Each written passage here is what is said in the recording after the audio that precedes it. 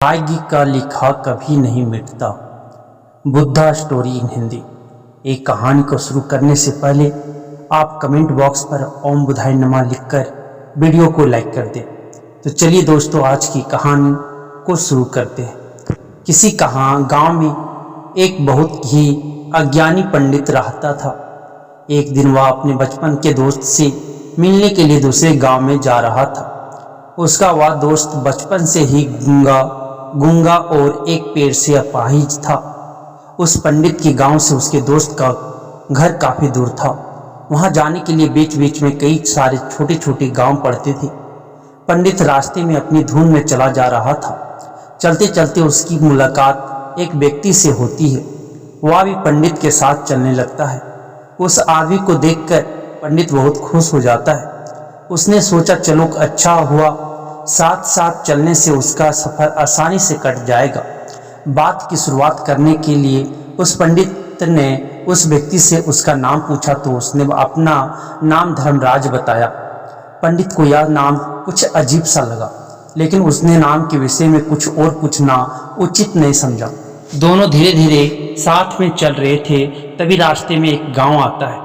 गांव का प्रवेश द्वार आते ही धर्मराज ने पंडित से कहा, तुम आगे चलो, मुझे इस गांव में एक काम है, मैं तुमसे आगे मिलता हूँ। पंडित ने कहा ठीक है। वह आगे रास्ते में चल देता है।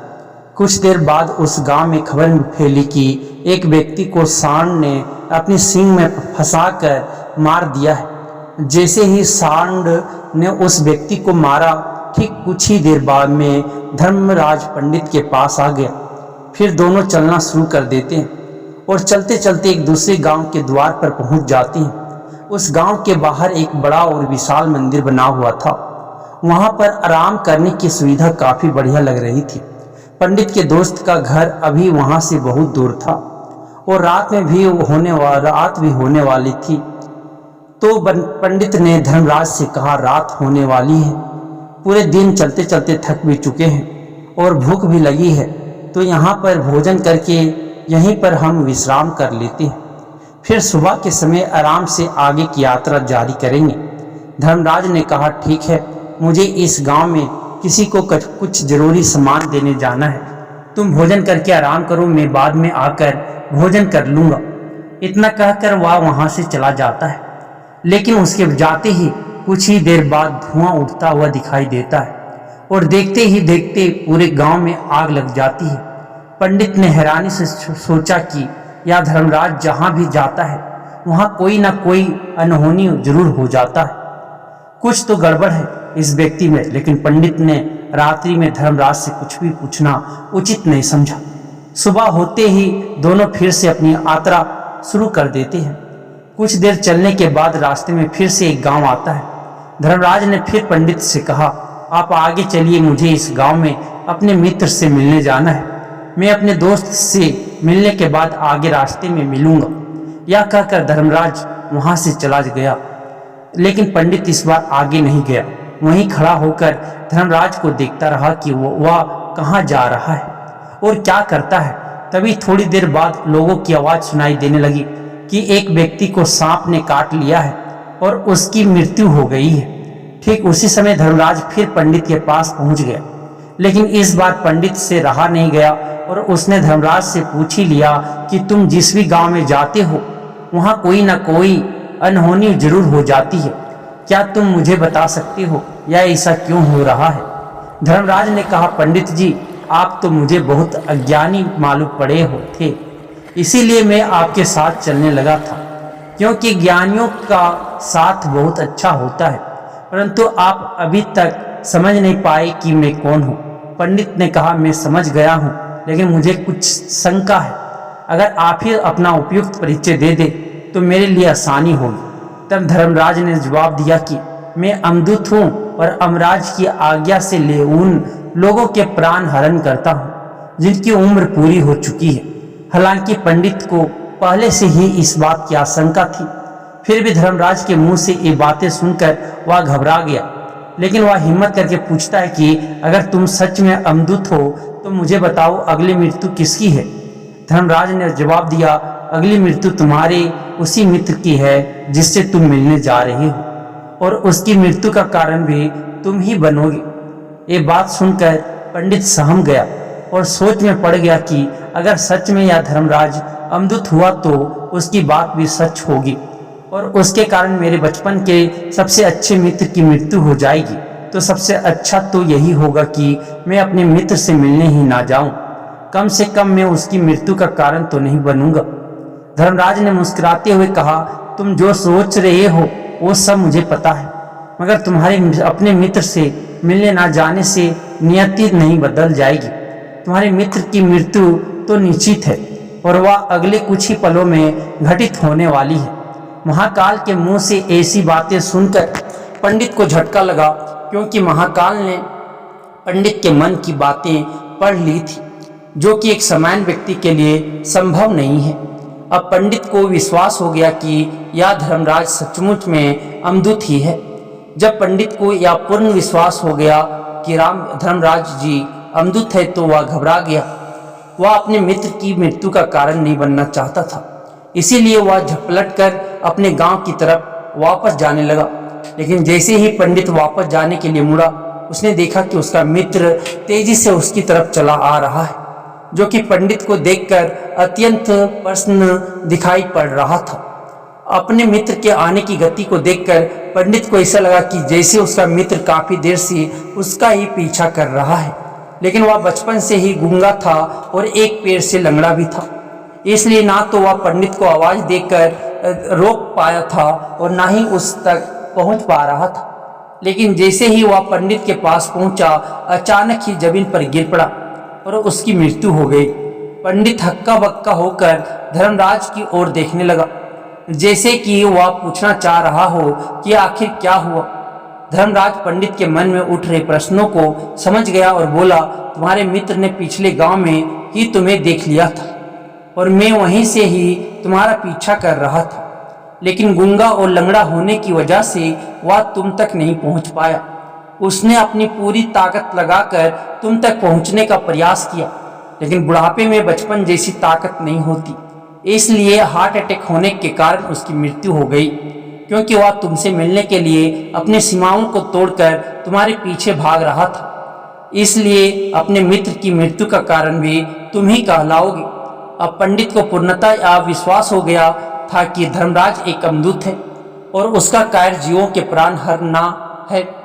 लेकिन पंडित एक ज्ञानी व्यक्ति था, वह यह भी जानता था कि मृत्यु पर किसी का वश नहीं है, सबको एक न एक दिन मरना ही है। यही सोचकर उसने अपने आप को संभाल लिया और लेकिन अचानक ही पंडित के मन में अपनी मृत्यु के बारे में जानने की इच्छा हुई। इसीलिए उसने धर्मराज से पूछा कि जब मृत्यु मेरे दोस्त की होनी थी तो तुम शुरू से ही मेरे साथ क्यों चल रहे थे। यह प्रश्न सुनकर धर्मराज जोर से हंसा और बोला, मैं तो हर पल हर क्षण सभी के साथ चलता हूँ, किंतु लोग पहचान नहीं पाते, क्योंकि लोगों के पास अपनी समस्याओं के अलावा किसी और व्यक्ति, वस्तु या घटना के बारे में सोचने, समझने या उसे देखने का समय ही नहीं होता। पंडित ने कहा, तो क्या तुम ये बता सकते हो कि मेरी मृत्यु कब, कहाँ और कैसे होगी। महाकाल ने कहा, हालांकि किसी भी सामान्य जीव के लिए अपनी मृत्यु के बारे में जानना ठीक नहीं है, क्योंकि कोई भी जीव हो वो अपनी मृत्यु के बारे में जानकर बहुत दुखी हो जाता है।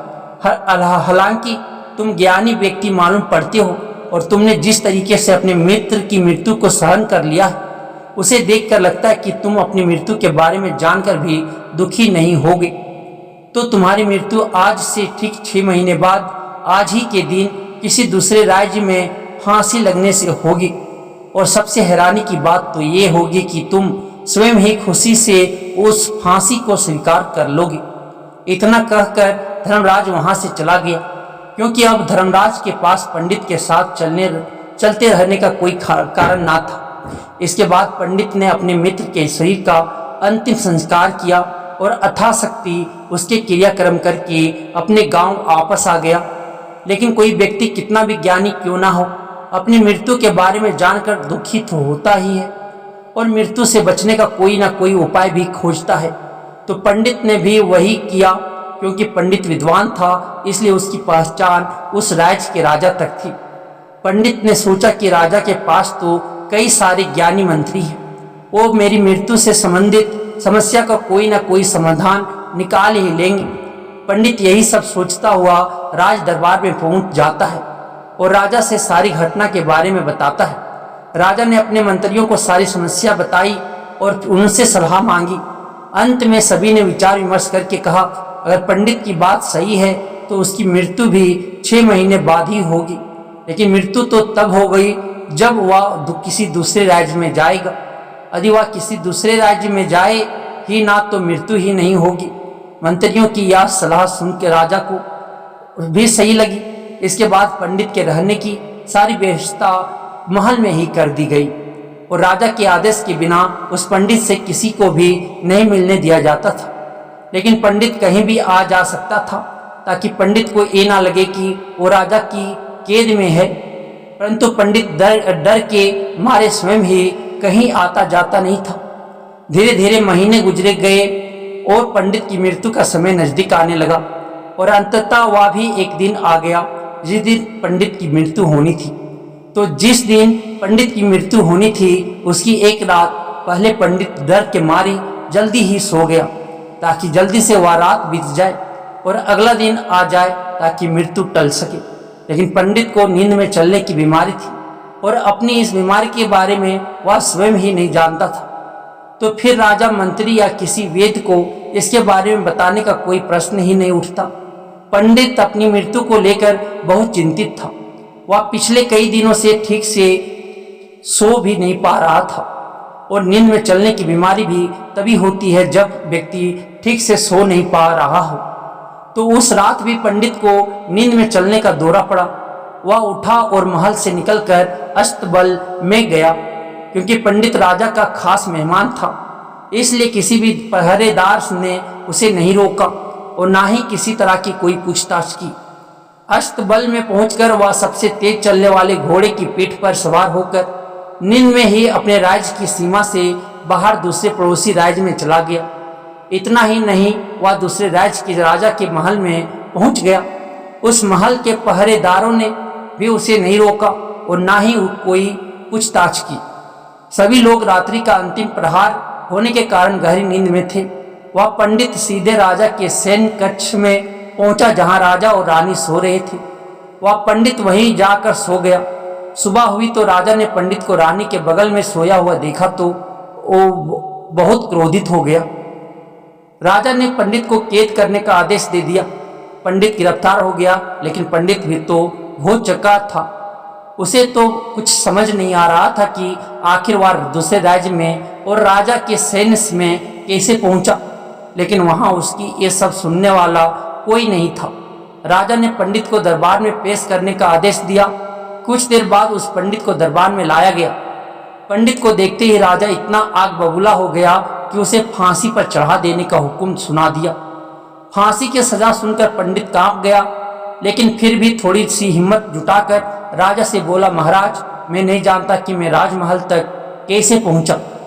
मैं यह भी नहीं जानता हूं कि आपके सैन्य कक्ष तक मैं कैसे आया और आपके महल के किसी पहरेदार या सैनिक ने मुझे रोका क्यों नहीं।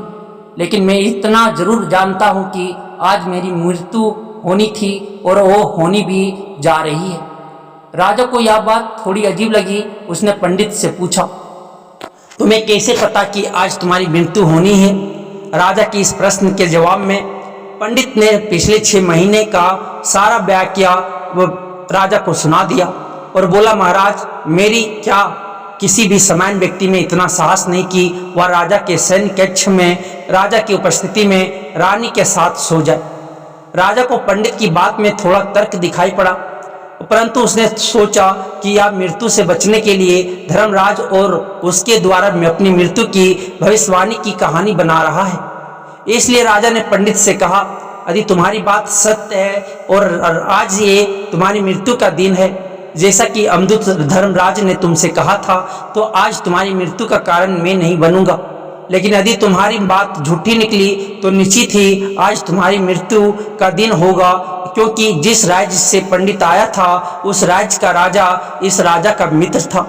इसलिए इस राजा ने तुरंत अपने कुछ सैनिकों को पड़ोसी राजा के पास भेजकर पंडित की बात की, सत्यता का प्रमाण मांगा भेजे गए सैनिक शाम तक लौटे और उन्होंने राजा को बताया कि महाराज, पंडित जो कुछ भी कह रहा है वो सब सत्य है।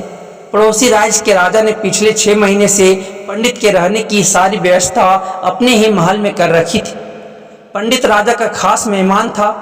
कल शाम राजा आखिरी बार पंडित से उसके कक्ष में मिले थे। उसके बाद या इस राज्य में कैसे पहुंच गया, इसकी जानकारी किसी को भी नहीं है। इसलिए उस राज्य के राजा के अनुसार पंडित को फांसी की सजा देना ठीक नहीं है। लेकिन राजा के सामने एक नई समस्या थी, क्योंकि उसने बिना पूरी बात जाने ही पंडित को फांसी की सजा सुना दी थी। इसलिए अगर पंडित को फांसी नहीं दी जाती तो राजा के वचन का अपमान हो जाएगा। लेकिन अगर राजा की बात का मान रखा जाए तो बेवजह की एक निर्दोष व्यक्ति की मौत हो जाएगी। राजा ने अपने सभी मंत्रियों से इस बारे में सुझाव मांगा तो मंत्रियों ने राजा को सुझाव दिया कि महाराज, पंडित को एक कच्चे सूत के धागे से फांसी लगवा दी जाए। इससे आपके कथन का भी मान रह जाएगा और कच्चे सूत के धागे से पंडित को फांसी भी नहीं लगेगी और उसके प्राण भी बच जाएंगे।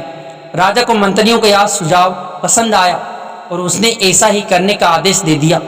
पंडित के लिए कच्चे सूत के धागे से फांसी का फंदा बनाया गया और नियम के अनुसार पंडित को फांसी पर चढ़ाया जाने लगा। सभी लोग बहुत खुश थे कि ना तो पंडित मरेगा और ना ही राजा का वचन खाली जाएगा।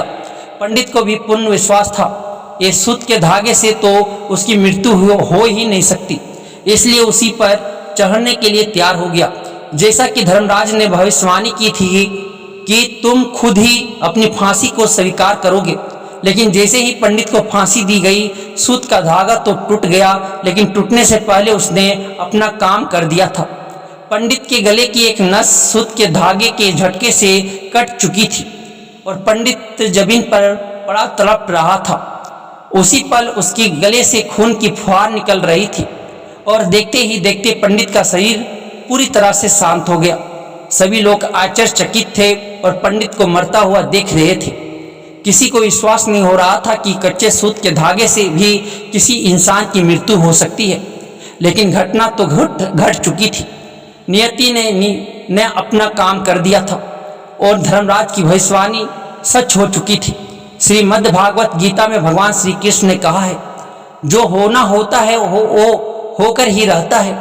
हम चाहे कितनी ही सावधानी बरते, कितना ही उपाय कर ले, लेकिन घटना और घटना की पूरी प्रणाली पहले से ही तय होती है, जिसे हम थोड़ा सा भी इधर उधर नहीं कर सकते हैं। दोस्तों, शायद इसलिए ईश्वर ने हमें भविष्य जानने की क्षमता नहीं दी है, ताकि हम अपने जीवन को ज़्यादा बेहतर तरीके से जी सकें। और यही बात उस पंडित पर भी लागू होती है। अगर पंडित ने महाकाल से अपनी मृत्यु के बारे में ना पूछा होता तो 6 महीने तक राजा के महल में कैद रहकर डर डर के जीने की बजाय ज़्यादा बेहतर जीवन जीता। तो दोस्तों, उम्मीद करता हूँ आपको इस कहानी से एक अच्छी सीख मिली होगी। यह कहानी आपको कैसी लगी हमें कमेंट बॉक्स में कमेंट करके ज़रूर बताएं और इस वीडियो को अपने दोस्तों के साथ ज़रूर शेयर करें ताकि उन्हें भी इस कहानी से कुछ सीखने को मिल सके। धन्यवाद।